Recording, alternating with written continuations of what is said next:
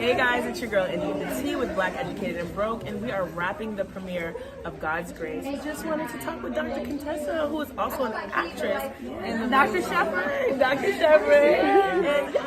And we just want to chat about the movie, what you think about it. I know you have your own experience with breast cancer as well. What do you think about the film? I mean, it was amazing. It's the story, unfortunately, that we see too many times as far as Black women. My mom passed away from breast cancer, and she was in her 50s, but her first diagnosis was in her 20s. And so she's a person who had to advocate for herself in order to get diagnosed, and it just still continues to happen. So we just got to really make sure that people are fully aware that you need to, by the time you're 40, if you haven't had a mammogram, it's already too late. And no matter what someone tells you, you know your body, and so if you feel something, say something. And if your doctor tells you, oh, there's nothing wrong, find another doctor. Because the good thing about social media, Instagram, YouTube, whatever, you can find a doctor. So you don't have to go to one person.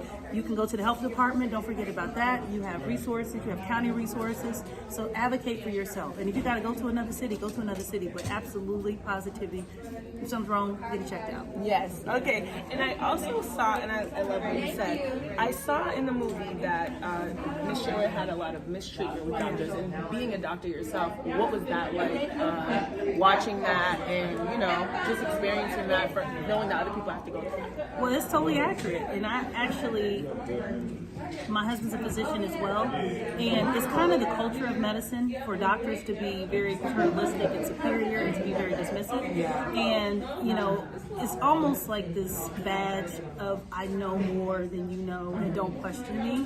And that is the culture. And so it's almost a challenge for me to override that training, because that's how we're trained to be. But I know as a person who has, that's how we're trained to be.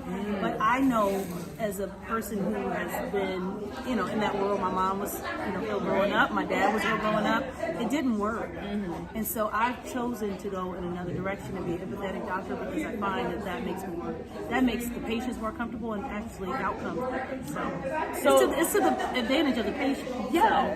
And you saying that that's new, and that's probably new to a lot of our viewers, but you're saying that you're trained to be kind of slightly empathetic to I think the opposite. I think you're trained. The opposite. Right? Yeah, so there's an empathy training that has to happen, because you're almost trained to be superior and to be like a know-it-all. And and I think it's now the tide is changing tremendously, because that is the training. I mean, doctors, we go through this kind of hierarchy system, and so we always are competing to be the smartest, and so sometimes that competition translates to how we treat our patients. And so we have to remember the patient, this is a service industry, and we're servants. Exactly. And that if you lead with that goal of being a servant, then I think you'll be okay.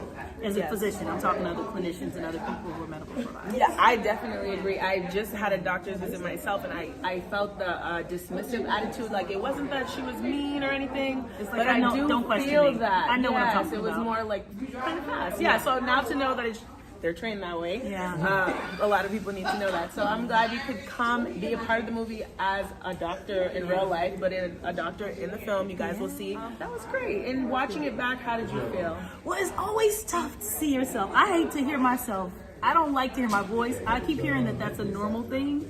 And so I was actually like, I'm not going to even watch it. I'm going to put it on, but I'm not going to listen. Real quick, before you finish, you are in reality TV. Yeah, I had never watched it. Oh, okay. That's okay. Never. So even when someone would call me and be like, oh, I'm like, I don't even know what you're talking about, because I didn't see it.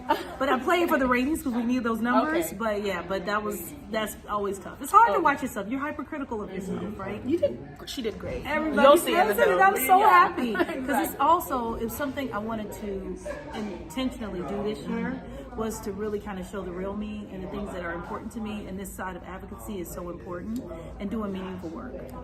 Well, thank you so much for your time. This is a sweet, amazing woman and doctor, Yes, mom, everything. So thank you for participating and also being a part of Sheila's journey as well. Absolutely. Thanks for talking to me. Stopping Please in watch with the Black movie. Educated and Broke. Yes, and can you give us a little Black Educated and Broke shout out? This is Black Educated and Broke podcast. This is Black Educated and Broke, but not for long podcast. Hashtag not for long. Thank you.